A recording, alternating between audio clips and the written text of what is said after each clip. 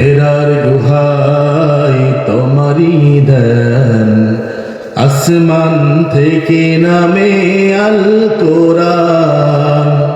হেরা গুহাই তোমারি ধ্যান, আসমান থেকে নামে আল কোরআন। বাংলো সবার ভুল তোমারি পরে, আসলো কোরআনের ছায়া তলে। খালিদ ওমর আলী আবু বকর, ইসলামী ঝান্ডা নিল যে তুলে। আল আমিন তুমি ছিলে যে সদা, সকল মানুষের তরে। হে রাসূল তোমাকে ভুলি আমি কেমন করে। হে রাসূল তোমাকে ভুলি আমি কেমন করে।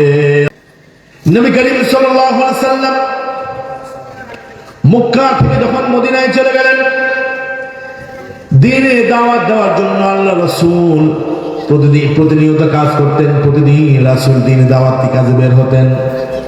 নবী করিম সাল্লাল্লাহু আলাইহি ওয়াসাল্লাম মদিনাতে থাকা ইহুদি নাসারা মুশরিক যারা ছিল তাদের মধ্যে কোরআনের দাওয়াত দিলেন, ইসলামের দাওয়াত দিলেন। আর রাসূল বলছেন, কুলু লা ইলাহা ইল্লাল্লাহ, তোমরা লা ইলাহা ইল্লাল্লাহ বলো। আল্লাহ ছাড়া কেউ নেই, কোন রিজিক দাতা নেই, হায়াত দাতা নেই, মৃত্যু দাতা নেই, বিধান দাতা নেই, সব কিছু যিনি করেন তিনি কে? ওই মদিনাতে দুইটা গোত্র ছিল, যেই দুইটা গোত্র বছরের পর বছর ধরে মারামারি করত, হানাহানি করত, তাদের মধ্যে বিভেদ ছিল। এই দুইটা গোত্র ছিল খুব মুখোমুখি অবস্থানে। প্রতিদিন এদের মধ্যে যুদ্ধ হতো, রক্তক্ষয়ী সংগ্রাম হতো। কথা কি বুঝেন আপনারা? মদিনার দুইটা গোত্র, একটা গোত্রের নাম হচ্ছে আউস, আর একটা গোত্রের নাম হচ্ছে খাজরাজ। এই দুইটা গোত্র বছরের পর বছর ধরে, যুগের পর যুগ ধরে তারা মারামারি, হানাহানি, কাটাকাটি, রাহাজানি, খুন, সন্ত্রাসী, অর্থাৎ এমন কোনো অপকর্ম নাই যেটা তারা করতো না। দেখেন নবী করিম সাল্লাল্লাহু আলাইহি ওয়াসাল্লাম যখন মক্কা থেকে মদিনায় আসলেন, নবীজি তাদেরকে দাওয়াত দিয়েছেন। দেখেন দাওয়াতের মাধ্যমে মানুষ পরিবর্তন হয়, ঠিক কি না? আমরা অনেক সময় দাওয়াত দিতে চাই না, আমরা মনে করি যে এটা তো মদখোর, এটা নেশাখোর, এটা সন্ত্রাসী, এটা ইসলাম বিদ্বেষী, এটা চাঁদাবাজ। এর ইসলামের দাওয়াত দিলে কি হবে? এটা তো মুসলমান হবে না। অর্থাৎ নামে মুসলমান, কাজের মুসলমান, নামের মুসলমান তো অনেকেই আছে। মানে প্রকৃত মুমিন মুসলমান কয়জন আছে আমার ভাইরা? নবী করিম সাল্লাল্লাহু আলাইহি ওয়াসাল্লাম তাদেরকে দাওয়াত দিলেন, আসো আসো তোমরা ইসলামের দিকে আসো, কোরআনের দিকে আসো, তাওহীদের দিকে আসো। আল্লাহ রাসূল যখন দাওয়াত দিলেন, আউস এবং খাজরাজ গোত্রের লোকেরা ইসলাম কবুল করলো। আল্লাহু আকবার। আউস এবং খাজরাজ গোত্রের লোকেরা মুসলমান হয়ে গেল। ইসলামের পতাকা তলে তারা চলে আসলো, ইসলামের ছায়া তলে তারা চলে আসলো। এবার এই দুই গোত্রের কথা নবীজি জেনেছেন। এই দুই গোত্র বছরের পর বছর, যুগের পর যুগ তারা যে যুদ্ধ, বিগ্রহ, মারামারি, রক্তপাত ইত্যাদি তারা করতো, এটা রাসূলের কাছে খবর এসেছে। আল্লাহ নবী দুই গোত্রকে ডাকলেন, ডেকে নবী করিম সাল্লাল্লাহু আলাইহি ওয়াসাল্লাম তাদের মধ্যে ভ্রাতৃত্ব বন্ধনে আবদ্ধ করে দিলেন। নবীজি বলছেন, তোমরা এখন মুসলমান হয়েছ, মুসলমানরা সন্ত্রাসী করতে পারে না, মুসলমানরা একজনের রক্ত আরেকজন ধরাতে পারে ভাই, কথা কন না? কোন মুসলমান কি কোন মুসলমানকে মারতে পারে? কোন মুসলমানকে মারতে পারে না। কোন মুসলমানের উপরে আক্রমণ করতে পারে না, চোরাগুপ্ত হামলা করতে পারে না, রক্ত জড়াতে পারে না। নবীজি বিদায় হজের ভাষণে বলেছেন, একজনের রক্ত আরেকজনের কাছে আমানত, একজনের সম্মান আরেকজনের কাছে আমানত। তোমরা মুসলমান হয়ে গিয়েছ, আজ থেকে মারামারি করবে না, ফিতনা ফাসাদ করবে না। নবী করিম সাল্লাল্লাহু আলাইহি ওয়াসাল্লাম তাদেরকে বুঝায়া দ্বীনের পথে এনেছেন, ভালো পথে এনেছেন, হেদায়েতের পথে এনেছেন। তারা একসাথে বসে খাবার খায়, কোনো সমস্যা নাই। অথচ মুসলমান হওয়ার আগে একজন আরেকজনকে দেখলেই তীর মারত। কথা বুঝেন নাই? একজন আরেকজনকে দেখতেই পারত না, একজন আরেকজনকে সহ্য করতে পারত না, প্রতিশোধ আগুনে জ্বলে উঠত। মুসলিম হওয়ার পরে আল্লাহ নবী তাদের মধ্যে এমন মাতৃত্ব বন্ধন সৃষ্টি করে দিয়েছেন, আল্লাহ ফাবাইনা কুলুবিকুম, তাদের কলবের মধ্যে ভালোবাসা সৃষ্টি করে দিয়েছেন, তাদেরকে মাতৃত্ব বন্ধনে আবদ্ধ করে দিয়েছেন। সবাই সবার প্রতি খুশি, আন্তরিক। এটা দেখে মদিনার অন্যান্য ইহুদি পুত্রের লোক যারা ছিল এদের সহ্য হইল না। কথা বুঝেন নাই?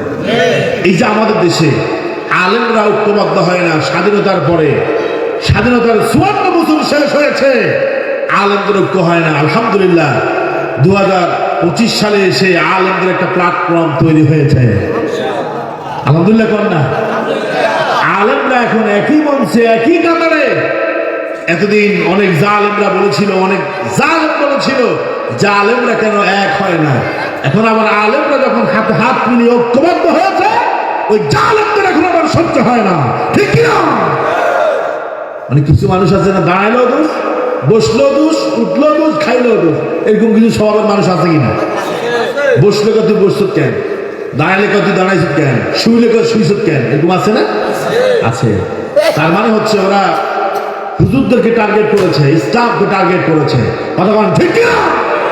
কারণ জালেমরা জানে আলেম ওলামারা যদি ঐক্যবদ্ধ হয় তাদের পতন সুনিশ্চিত। কথা বলেন ঠিক কিনা?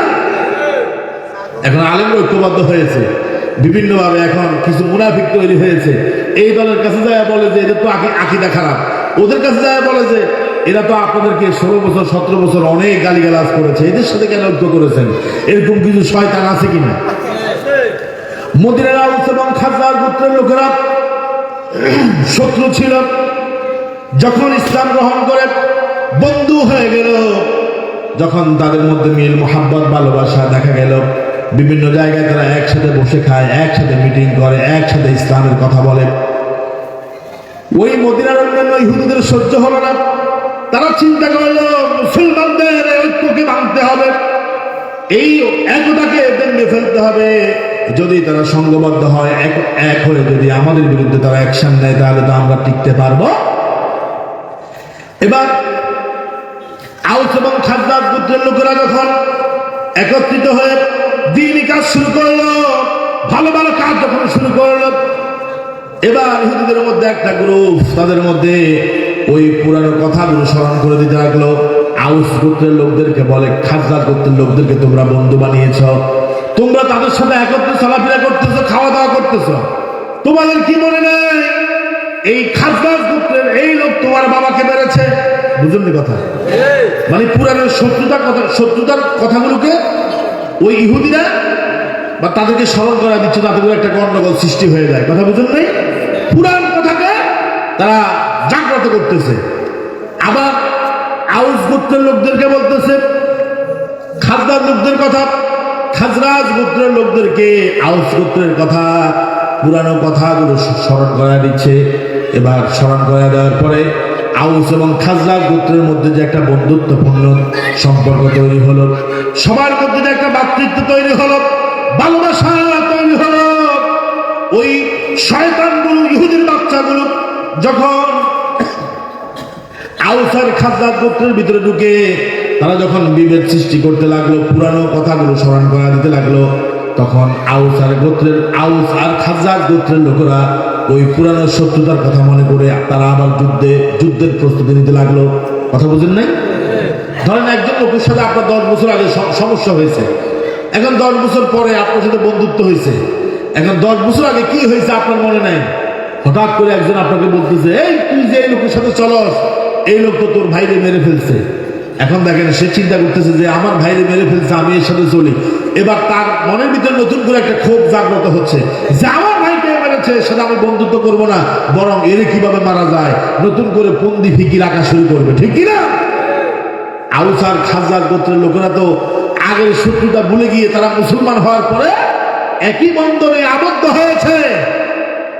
সুবহানাল্লাহ। এখন তাদের পুরানো দিনের শত্রুতাকে মনে করা যাওয়ার জন্য ইহুদিরা কুটচাল করতেছে, কিছু মুনাফিক এর সাথে যুক্ত হয়েছে। আউস এবং খাজরাজ গোত্র নতুন করে আবার অস্ত্র শস্ত্র রেডি করল, এক গোত্র আরেক গোত্রের উপর আক্রমণ করবে, এক গোত্র আরেক গোত্রের রক্ত ঝরাবে, প্রস্তুতি নিচ্ছে তারা, প্রতিশোধ নেবে তারা। এই কথা রাসূলের কাছে চলে আসছে। নবী করিম সাল্লাল্লাহু আলাইহি সাল্লাম আওস এবং খাজরাজ গোত্রের লোকদেরকে ডাকলেন, ডেকে বলছেন, আল্লাহ রাব্বুল আলামিন তোমাদের বিষয়ে একটা আয়াত নাযিল করেছে, শুনো মনোযোগ দিয়ে। ওয়াতাসিমু বিহাবলিল্লাহি জামিআন ওয়া লা তাফাররাকু।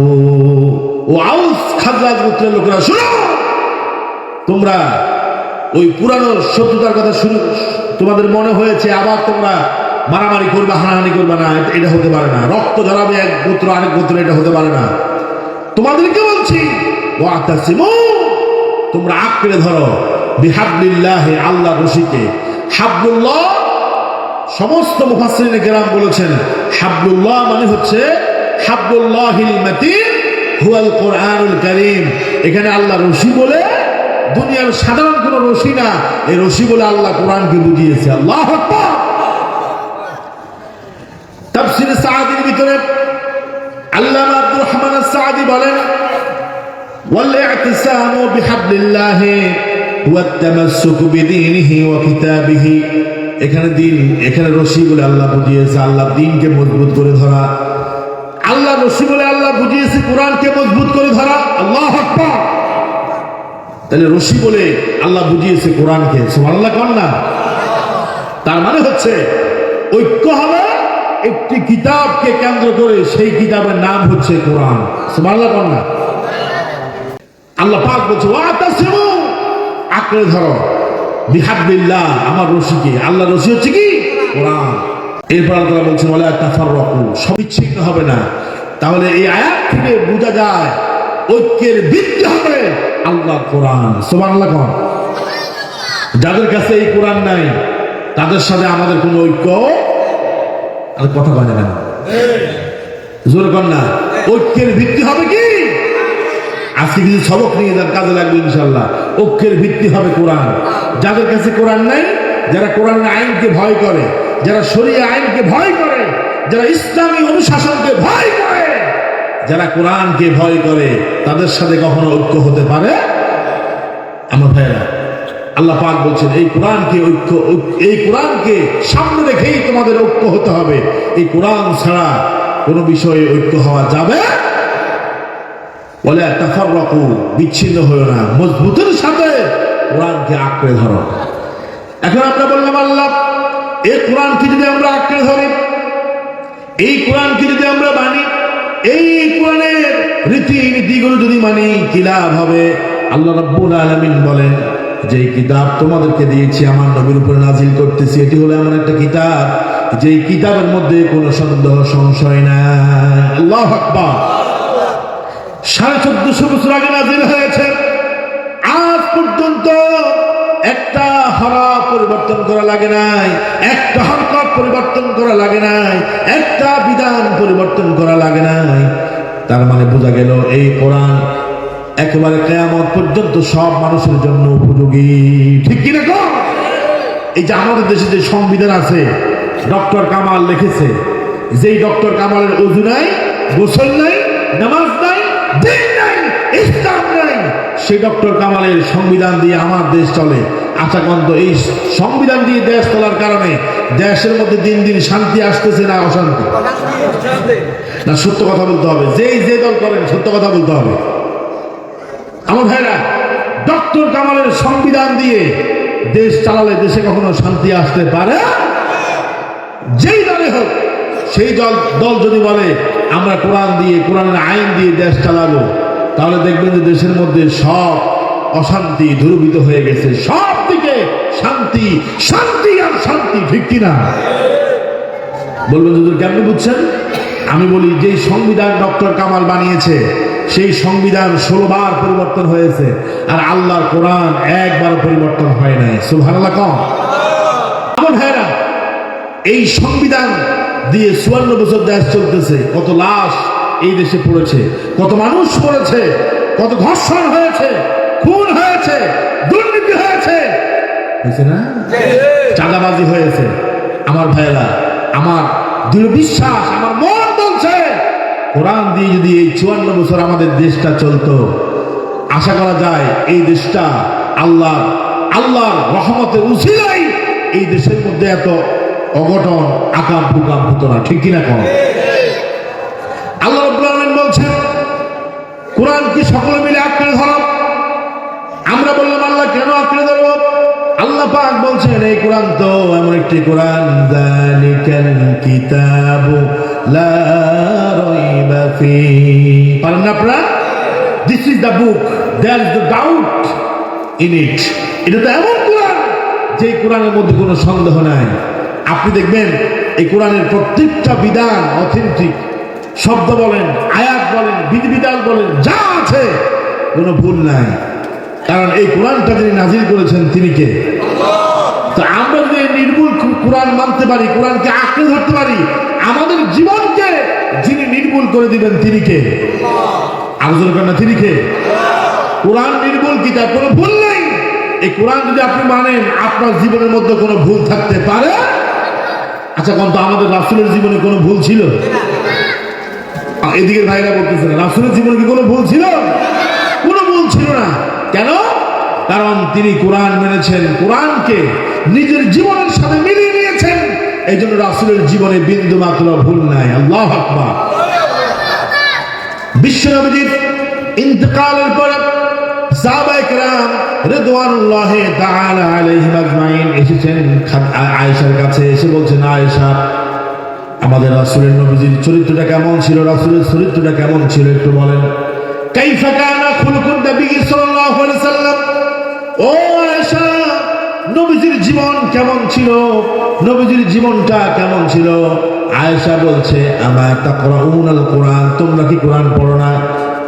আমার রাসূল তিনি হচ্ছেন কোরআনের প্রতিচ্ছবি, আর কোরআন হচ্ছে রাসূলের প্রতিচ্ছবি। আল্লাহু আকবার। আজ যদি এই কোরআনকে আমরা মানি, আমাদের জীবন নির্ভুল হয়ে যাবে, কোনো অপরাধ থাকবে না। তাহলে কোরআনকে আঁকড়ে ধরার প্রথম ফায়দা, উপকারিতা হচ্ছে কোরআন যেরকম নির্ভুল, কোরআন যে মানবে তার জীবনকেও নির্ভুল করে দিবেন কে? আজকে কোরআন মানি না বলে আমাদের জীবনে কত ভুল, কত অন্যায়, কত অপরাধ আমরা করি। এই নির্ভুল যে কোরআনের মধ্যে কোনো বেজাল নাই, এই কোরআন যদি মানতে পারি আমাদের জীবনটাও নির্বেজাল হয়ে যাবে। বলেন ইনশাআল্লাহ।